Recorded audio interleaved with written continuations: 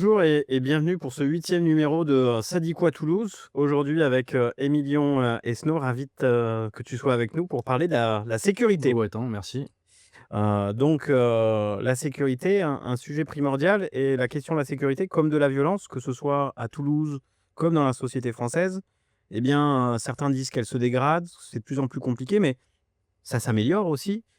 Qu'est-ce qu'il en est et quelle vision de ce sujet-là sur Toulouse, que l'on a nous? Ce que je peux t'en dire, c'est qu'on livre beaucoup de batailles, tous les jours, sur le front, de l'insécurité. Des batailles, on en remporte, des victoires, on en obtient, mais la guerre en général contre l'insécurité, pour moi, il reste encore beaucoup de travail. On a obtenu beaucoup de victoires, il reste encore beaucoup de travail et c'est surtout pas le moment de baisser les bras, de remettre en cause ou de poser des questions sur la direction à suivre. La méthode, qu'on a posée, fonctionne, elle permet d'obtenir des résultats. Si on regarde, les statistiques du ministère de l'Intérieur sur, 8 ans, sur la profondeur qu'il donne, on peut voir qu'on a moins 49 de cambriolage, moins 20 de vols sur les accessoires de véhicules, moins 25 de vols sans violence contre les personnes, moins 32 sur les vols dans les véhicules, moins 59 sur les vols violents, sans armes, moins 10 sur les vols de véhicules. Donc ce qu'on voit, c'est que dans l'espace public, puisque, le cœur de métier des policiers municipaux, c'est la rue, c'est l'espace public. Dans nos rues, avec les caméras, avec les policiers municipaux, avec les policiers nationaux, que Jean-Luc Moudenc a obtenus, ça fait une présence policière, qui est évidemment améliorée et qui permet d'obtenir des résultats dans l'espace public. Encore une fois, je dis on remporte des batailles et il y en a encore beaucoup à remporter, pour gagner, complètement la guerre contre l'insécurité. Ouais, face à cette violence globale. Justement, on a fait un point essentiel, la question de la sécurité. Tu nous as parlé des résultats et des moyens, mais concrètement, que ce soit en termes de caméras, de policiers, est-ce que tu peux nous donner des chiffres? Concrètement, on a investi beaucoup, 45 millions d'euros d'investissement dans ce mandat. On est passé de 21 caméras, hein, fin de mandat Pierre Cohen, 21 caméras. On en a aujourd'hui 682, on terminera le mandat, à un peu plus de 700. On est passé de 165 policiers municipaux à 390, aujourd'hui. On a, Jean-Luc Moudenc a réussi à obtenir des policiers nationaux, en police nationale. En plus, Pierre Cohen avait essayé tout son mandat en disant: C'est pas nous la sécurité, c'est l'État». Mmh. Il est allé demander des policiers nationaux, il y a jamais des policiers nationaux qui sont arrivés en nombre ou alors quand il y en avait, c'était une avance sur les départs en retraite et quand on faisait le point 6 mois plus tard, on avait fait -2, -3. Là, il y a d'ailleurs eu beaucoup d'annonces, dans les grandes villes. On a entendu, Marseille +100, plus 300 pardon, Bordeaux plus, X. À Toulouse, on a obtenu des moyens. Quand on regarde à la fin, et qu'on fait le bilan, on a vraiment eu, nous, plus 115 policiers nationaux. Je ne sais Ouais, pas ce qu'il en est dans les autres villes, mais nous, ici, le contrat, l'État, il l'a tenu. ça a été Donc il y suivi. a les moyens et après, il y a la volonté parce qu'une fois qu'on a des moyens, une fois qu'on a des personnels, il y a ce qu'on leur demande. Il y a les consignes qu'on passe. Quand on leur dit, comme disait Pierre Cohen, dans une interview, pendant son mandat, «Quand il y a un couteau qui sort, la police municipale, elle a pu être là». Le message est clair, ça veut dire tourner la tête. Quand on leur dit, comme j'entends, François Piquemal qui dit: «Ah, il faut recentrer sur les missions, de tranquillité, la sécurité, c'est l'État». Mais ça veut dire quoi? Quand on va, dans un quartier avec une place où, il y a des personnes qui stagnent, qui posent des difficultés, on nous appelle pour la tranquillité. Si on arrive et qu'on constate, une transaction et du deal, qu'est-ce Mmh. qu'on fait? On tourne la tête, on s'en va, on dit: «C'est pas nous». Donc à un moment donné, la question, c'est celle, de l'efficacité, celle d'assumer l'intervention et celle d'assumer aussi de la fermeté. Donc on a fait les 2. On a mis des moyens, on a mis une organisation en place, mais on a aussi assumé, des consignes volontaires, volontaristes, sur ce qu'on demande, aux policiers municipaux. En termes de moyens et un sujet aussi qui intéresse les Toulousains, c'est la question de la réactivité. Parce qu'on est réactif. Alors on a un outil, Allo Toulouse. Comment ça fonctionne justement cette réactivité est, primordiale pour pouvoir intervenir sur l'espace C'est public? c'est important ce sujet. Il y a quelques années, je vois qu'on essaie de ressortir l'Office de la tranquillité, version Pierre Cohen dans les communications, de François Piquemal. Mais, effectivement, c'est bien de comparer. À l'époque, il y avait, un numéro, on appelait, on disait: «J'ai tel problème» et puis, il faisait de la statistique. Alors c'est important, hein, la statistique, on en fait parce qu'à froid, analyser les choses et se dire: «À tel endroit, on a beaucoup d'appels, à tel endroit, on en a un peu moins, il vaut mieux répartir les forces ici». C'est ce qu'on fait, on continue à le faire et c'est tout à fait, logique. Mais par contre, quand vous avez un problème tout de suite, maintenant, que le bruit, le tapage, c'est maintenant, que, le dealer, il est en bas de l'immeuble, que c'est maintenant, et ben, en fait, il prenait note. Et donc, ce qu'on a fait d'abord, c'est de connecter, les appels de ce qu'on a appelé après Allo Toulouse, à la police municipale. Le deuxième temps, c'est qu'une fois que qu'on a connecté les appels, il faut pouvoir répondre. Une fois qu'on a engagé un équipage à un endroit, qu'il est pris, ça prend 1 heure, les Ouais. procédures, etc. On a appelé l'équipage. Il en faut un deuxième. Donc le deuxième sujet, ça a été d'avoir assez d'effectifs pour répondre à toutes les demandes. Ensuite, le sujet, c'est d'arriver à se transporter rapidement. Et donc, ce qu'on a fait en disant, c'est que on a mis une salle de commandement moderne avec le PC vidéo et des chefs de salle qui voient la vidéo, qui reçoivent en temps réel pendant que on demande de l'aide à Allo Toulouse. L'opérateur prend note avant même la fin de la conversation. La fiche, elle est déjà transmise de manière numérique à l'opérateur, au chef de salle. Il voit ses équipages géolocalisés. Ils peuvent se transporter très vite en voiture, en vélo, en moto pour aller même encore plus vite. Et on a surtout augmenté les effectifs, ce qui nous permet de répondre au plus grand nombre d'appels. Et aujourd'hui, alors à l'époque, on a connecté sans avoir les effectifs, on avait 30% d'intervention suite à une demande. En 2020, on était monté à 60 et là maintenant, on est à 90. Donc voilà, on a quasiment 9 appels sur 10 qui demandent une intervention, sur lesquels on est en capacité de répondre, de venir. Alors, on essaye d'apporter une solution. Parfois, il faut verbaliser. Parfois, c'est de la médiation. On fait cesser le trouble. Parfois, on arrive, le trouble, il a déjà cessé. Mais en tous les cas, voilà, dans 9 cas sur 10, on intervient. La réactivité et tu disais justement aussi un nouvel outil, alors, pas un nouvel outil, mais le PC, mais on a quand même un nouveau siège de la police municipale. Alors, pour les habitants concrètement, alors ça sert forcément de meilleures conditions de travail pour les policiers parce qu'auparavant, ils étaient pas dans les mêmes conditions. C'est juste à côté de mon quartier à Basso-Combreux. Il est magnifique ce au-delà de qu'il soit beau, il est efficace. Ils étaient dans quelles conditions auparavant? C'est important d'en parler. On voit souvent François Picmal qui s'intéresse aux conditions de travail des policiers municipaux et il leur promet de faire du sport. Il dit c'est important. Bah, il cite souvent d'ailleurs son mentor Jean-Pierre Avrin qui était adjoint à la sécurité sous Pierre Cohen. Bah, en fait, nous, quand on est arrivé, on a trouvé des policiers municipaux qui avaient été mis dans un bâtiment pas du tout prévu pour ça, qui était un ancien lycée vers Saint-Michel. Mmh. Moi, j'ai trouvé des policiers, ils étaient dans des préfabriqués. Quand on m'a fait visiter le bâtiment où Pierre Cohen les avait mis, en fait, on montre à l'endroit un PC, un ordinateur qui était dans un placard à balai où on avait enlevé les portes, on avait dégondé les portes. Et en fait, ils tapaient les rapports, les policiers municipaux tapaient les rapports d'intervention, les rapports d'information judiciaire sur un ordinateur qui était mis dans un placard à balai dont on avait ouvert les portes.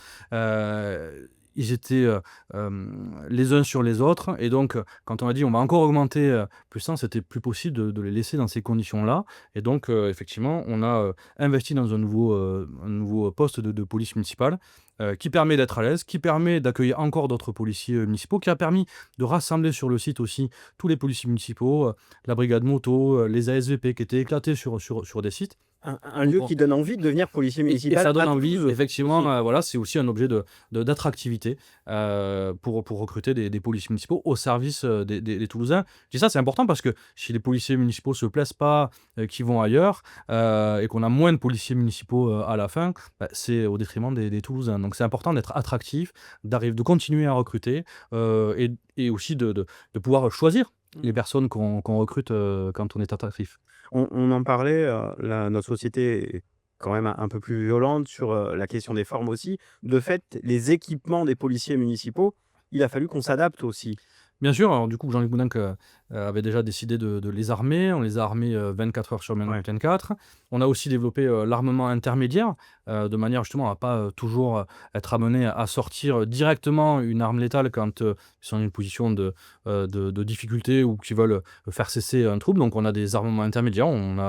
Euh, on a acheté et formé nos policiers à l'usage des pistolets à impulsion électrique, les fameux tasers, Mmh. les LBD, qui permettent, sans avoir à sortir une arme létale, quand même de mettre fin à des situations parfois difficiles, hein, des couteaux sortis par exemple.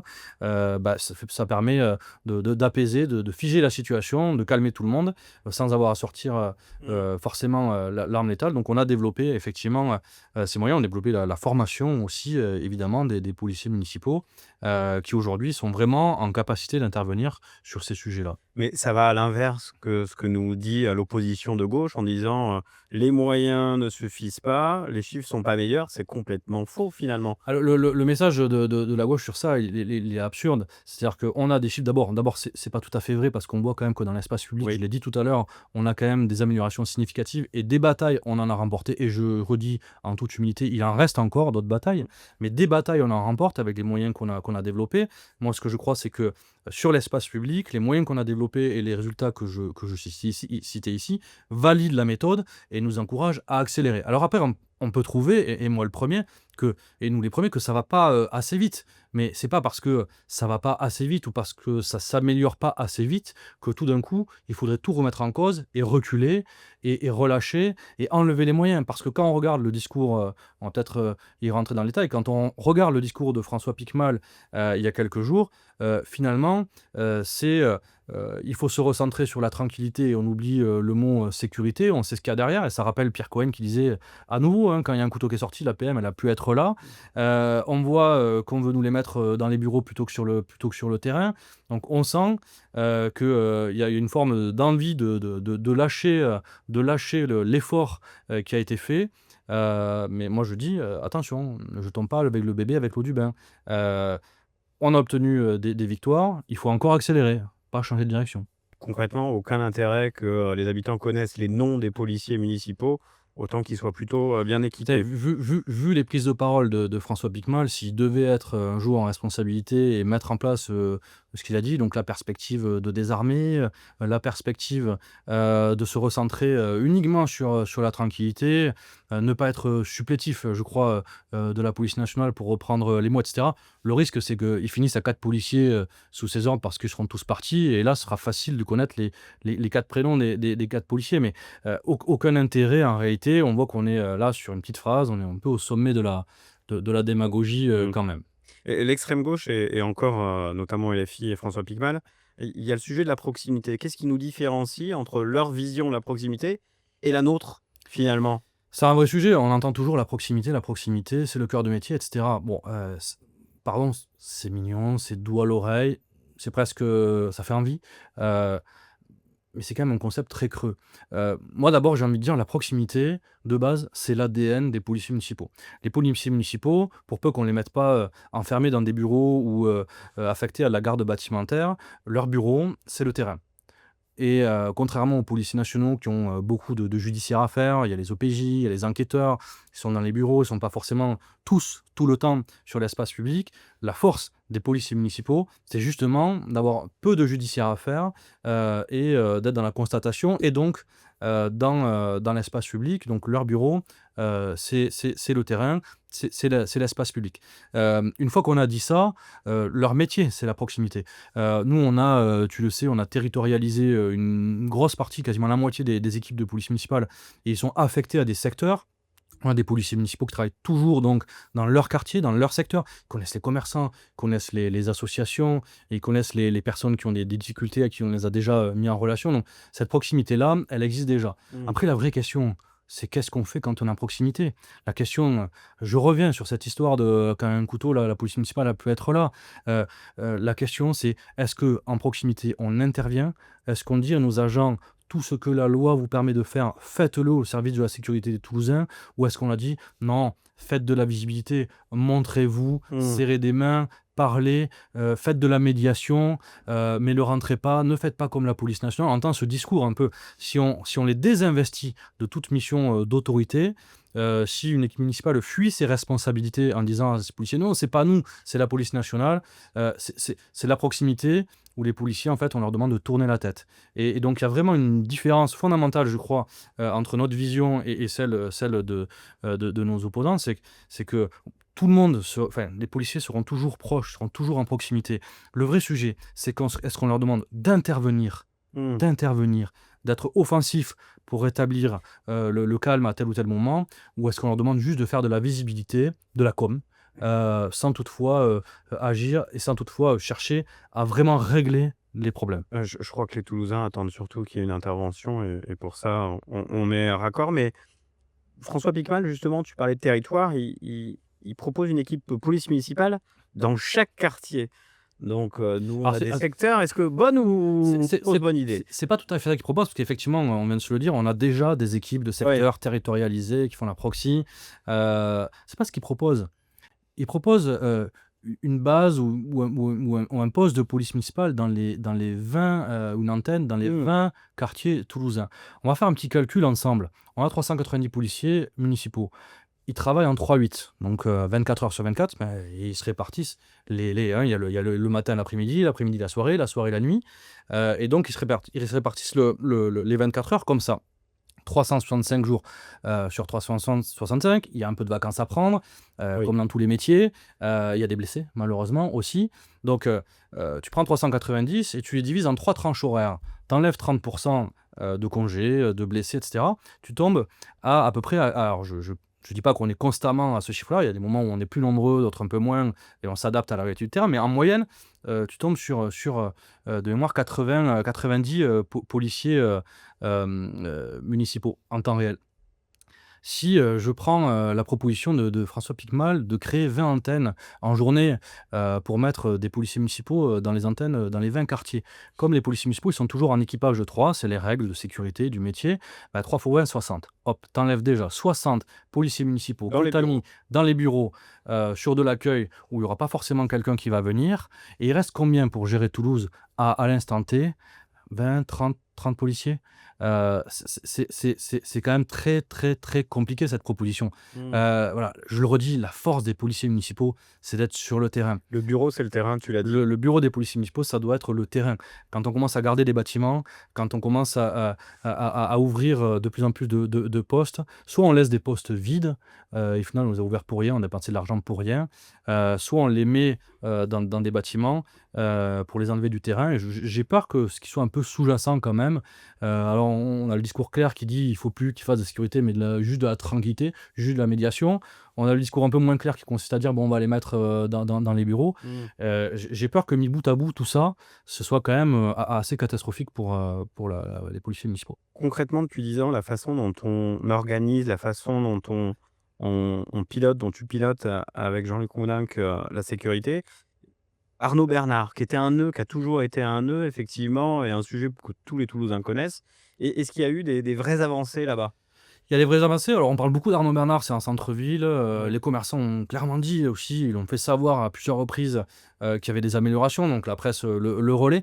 Moi, je prends un peu de recul sur ça. Et pas qu'Arnaud Bernard, on a beaucoup travaillé sur 10 ans dans tous les quartiers. Je le disais, des batailles, on en a remporté. Si on prend un peu de recul et qu'on regarde de manière très, très large, euh, prenons les Isards. Il y a quelques années, avant 2020, il y avait encore un drive incroyable, Tout à fait. scandaleux, où on avait toute la région qui venait s'approvisionner en drogue sur le drive, en voiture, à côté de la bouche des métros.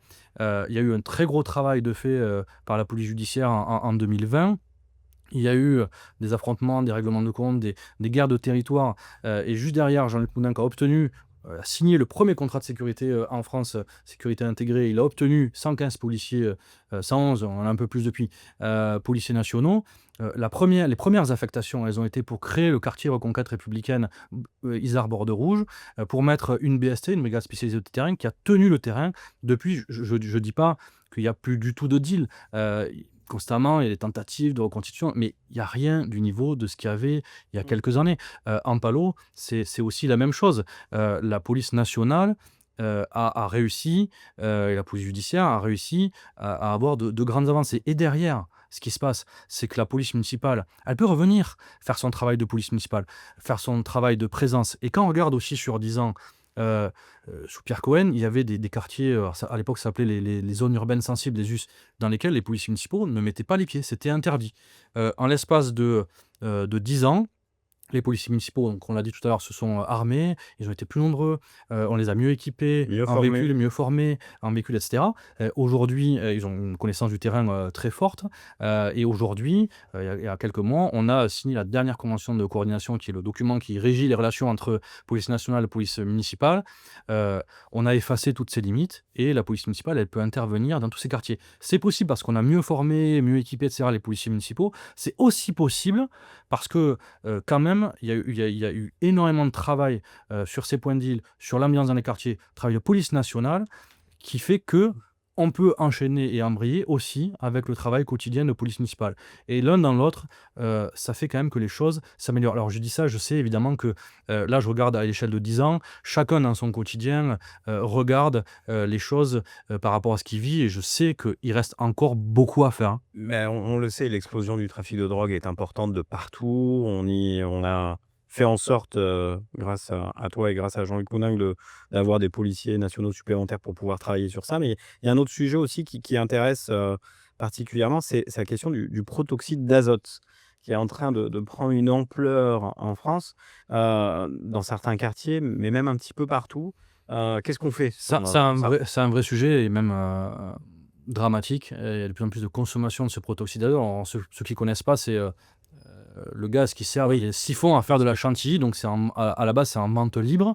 Simplement, il y a quelques petits malins qui se sont amusés à faire du business, qui est un peu du business de la mort quand même, à les conditionner dans des grosses bonbonnes, et puis les jeunes le respirent. Alors ça provoque des crises de rire, ça provoque malheureusement aussi des conséquences sur la santé assez graves, hein. Il y en a qui perdent quasiment des fois la Ouais. motricité, qui ont du mal à marcher, et cetera. Donc c'est quand même extrêmement dangereux. En 2020, on a été une des premières villes en France à prendre un arrêté pour interdire la consommation dans l'espace public. Il y a une loi il y a quelques années qui est allée un peu dans le même sens, qui fait à moitié les choses. Je crois qu'il interdit la vente aux mineurs, mais qui n'interdit pas tout court la vente, qui ne regarde pas les questions de conditionnement, et cetera. Il y a un projet de loi là qui est en cours, mais qui attend d'être examiné à l'Assemblée nationale, malheureusement. Nous, on a pris cet arrêté il y a un petit moment, on le fait respecter, on verbalise, et L'une puis des premières villes en France on à a été une l'avoir des fait. premières villes à le faire. C'était peu connu à l'époque, et puis je le dis aussi, quand on discute avec les ministres, quand on porte des sujets au plan national. Quand je suis allé à Paris il y a quelques mois pour discuter avec la ministre de l'époque sur la stratégie nationale de prévention de la délinquance, puisqu'il y a des réflexions constamment en cours sur ça, j'ai insisté sur ce sujet du protoxyde. Il faut que l'État légifère sur ce sujet. Il faut qu'il y ait des campagnes de prévention aussi de l'État, hein, au plan national, pour expliquer quels sont les risques, quels sont les dangers, et puis qu'on légifère aussi pour interdire de vendre du protoxyde d'azote sur des conditionnements qui sont uniquement destinés à la consommation des jeunes dans les ballons, et pas à la chantilly. Il y a une vraie urgence, parce qu'il y a un vrai problème de santé sur ce sujet-là. Je voulais qu'on revienne Santé. sur, le sujet de la vidéoprotection aussi et la vidéo-verbalisation. Lors du dernier conseil municipal, il y a eu, un moment de flottement et d'incompréhension, je crois, de la part de Vincent Gibert, notre Ouais. opposition entre l'API et la vidéo-verbalisation. Explique concrètement Ouais, ce ça a qu'il été a fait. assez lunaire, parce que du coup, Vincent Gibert nous dit vous vous détournez des temps d'opérateurs vidéo qui feraient bien de protéger en regardant la vidéo pour les faire verbaliser. Alors bon, moi, j'avoue être un peu étonné, parce que c'est pas la majeure partie du temps, mais c'est vrai, moi j'assume, on a développé la vidéo-verbalisation, mais la vidéo-verbalisation, elle va toucher en fait des infractions du type voiture sur les pistes cyclables, voiture sur les trottoirs, où les PMR, les personnes vulnérables et peut-être peuvent pas passer. Tellement On a justifié. passé un conseil des dizaines de conseils municipaux avec une opposition, Odile Morin, qui criait en disant qu'on n'en faisait pas assez sur le sujet. Je crois qu'on a eu des interventions des Verts, de Maxime Le Texier. Je me dis: «Mais qu'est-ce qu'il fait?» Donc je réponds, et au fil de la discussion, on s'aperçoit en fait, tout simplement, il nous dit: «Mais non, mais vous verbalisez des véhicules qui sont garés dans un emplacement de stationnement», et là, j'étais sidéré, j'ai compris en fait. Il a confondu complètement, et confond dans son esprit le stationnement payant et le respect du stationnement payant, qu'on a justement dédié aux ASVP, justement pour que les policiers municipaux et les opérateurs vidéo passent pas de temps sur ça. Et on a des équipes dédiées sur ce sujet-là, et confond ça avec ce que ses collègues nous réclamaient de faire depuis longtemps. Et puis je redis, la vidéo-verbalisation sur ces sujets de pistes cyclables, c'est important. Quand on essaye de réguler, de limiter, de faire cesser les stationnements sur les pistes cyclables, c'est qu'on protège les Toulousains. Mmh. Aujourd'hui, dans l'accidentologie, heureusement à Toulouse, l'accidentologie mortelle a été divisée par 2 en 10 ans. On a fait beaucoup d'efforts, on continue, mais c'est toujours trop, il en reste la moitié. Quand on regarde, les causes, c'est alcool, stupéfiants. Et puis derrière viennent les questions, effectivement, souvent, de stationnement, sur le trottoir, stationnement sur la piste cyclable. Le vélo a fait un écart parce pour éviter, voilà, la voiture qui arrivait a pas vu le changement de trajectoire et c'est ça, aujourd'hui, qui est important de faire respecter et donc c'était assez lunaire, en fait, de voir, quelqu'un qui confond complètement, ces sujets-là, le sujet stationnement. On est la 3e île de France, opposition, socialiste. Les seuls qui prennent la parole en ce moment, c'est François Piquemal, on peut y revenir et ce qu'on s'est dit et puis on a à côté, une opposition socialiste dont on pourrait attendre qu'elle soit plus connaisseuse des sujets, un peu plus affûtée sur les sujets Ils en disent et quoi qui justement? confond bah, rien en fait. C'est ça qui est quand même sidérant, c'est-à-dire que, on a, des socialistes, des Verts, Archipel Citoyen dont on sait très bien qu'à la fin, ils vont être, associés à François Piquemal. Ils se présenteront au second tour devant les Toulousains, dans une équipe, unie. On a, Unis, c'est un cette grand mot. unis, rassemblés, sur une liste. Après, ils auront peut-être des problèmes de gouvernance, hein, entre eux, c'est autre chose. Mais en tout cas, ils vont finir par se présenter, je pense, unis devant tout le monde. En tout cas, ce qui est sûr, c'est que là, il y a silence radio. Voilà, on a des prises de position qui sont un peu dégradantes pour les policiers, municipaux. Quand on dit: «Il faut viser, la fin de l'armement létal», derrière, il y a quand même tous les discours, déconsidérants, dégradants, régressifs, qui consistent finalement à penser que les policiers municipaux, ils sont pas assez formés, que c'est presque dangereux de leur mettre entre les mains une arme parce que sinon qu'est-ce qu'il y a derrière ce discours? Il y a rien d'autre que ça. Heu c'est déconsidérant. Ce qui est présenté est une régression énorme en matière de sécurité, hein. Mettre les gens dans les bureaux, les enlever du terrain, raconter qu'on fait de la proximité alors qu'en fait on les enlève du terrain, raconter qu'on fait de la proximité alors qu'en fait on donne des consignes quasiment de pas intervenir, où on se dit: «Fera que de la tranquillité, la médiation, pas de la sécurité», donc c'est ultra régressif et les socialistes, les Verts, on les entend pas. Ça, c'est inquiétant. Ça, Mmh. c'est inquiétant. Tu en as parlé tout à l'heure, notamment par rapport au protoxyde d'azote aussi. Il y a la question de la sécurité, il y a les moyens, un partenariat fort, du volontarisme. C'est, tu le dis souvent, c'est aussi une adaptation des moyens aux nouvelles formes de violence, mais il y a aussi de la prévention. Alors il y a un acronyme, le CLSPD, que tu pilotes. Qu'est-ce qu'on fait, dans la prévention à Toulouse? C'est bien de parler du CLSPD, c'est le Conseil local de sécurité et prévention de la délinquance. C'est bien de se parler de cette question parce qu'on a passé un mandat, puis là, on voit les discours qui viennent. Il faut faire de la prévention, on parle pas assez prévention, etc. Le CLSPD, donc ce fameux Conseil local de sécurité et prévention de la délinquance, en fait, on l'a créé. Quand on est arrivé en 2014, il y avait une personne qui s'occupait du CLSPD, le minimum légal, le coordinateur du D'accord, oui. CLSPD. Une personne qui s'occupait de la coordination, de rien du tout. Et donc depuis, on a monté un service et maintenant on a un référent, du CLSPD dans chaque secteur. Donc on a un vrai service, hem de prévention de la délinquance ou de coordination de la prévention de la Mmh. délinquance, avec un référentiel SPD, par secteur, une coordinatrice, un vrai service qu'on a monté justement avec un budget aussi, pour proposer des actions et que fait le CLSPD? D'abord, il travaille avec les maires de quartier, il travaille avec la police nationale, il travaille avec la police municipale du secteur, concerné, et au fond et tous les partenaires, les associations, les bailleurs sociaux et il fait le lien, il fait, ce pilotage transverse en fait et il aide à ce pilotage transverse sur les questions de sécurité, de tranquillité, d'aménagement public, parce qu'en aménageant, on arrive à faire de la prévention situationnelle, hein. Et la prévention, c'est pas que, de la médiation sociale, hein, c'est aussi, prévenir par un espace public qui est correctement aménagé pour éviter qu'on ait la stagnation, qu'on ait, des zones vides, inoccupées où on va avoir On travaille tel ou de tel manière voilà. très étroite avec la politique de la ville et le renouvellement urbain. Exactement, on travaille avec vous, on travaille, avec les clubs, prévention aussi, hein, avec tout le service, prévention spécialisé, et donc voilà, le conseil local de sécurité et prévention de la délinquance, voilà, il permet d'aider les maires de quartier, l'adjoint à la sécurité, le maire, à piloter, dans chaque secteur, la sécurité, la prévention, à aider à n'oublier aucun sujet, à traiter en circuit court. Mmh. Aujourd'hui, un maire de quartier, quand il a un problème, il appelle son référent sécurité, c'est l'SPD. Le référent connaît, la police nationale, la police municipale et les choses sont traitées, en circuit court. Ouais. Il y a une dizaine d'années, dans l'organisation précédente, je crois qu'il y avait un courrier qui partait à la police nationale. Voilà, aujourd'hui, on a une vraie organisation et qui prévoit aussi des dispositifs de prévention.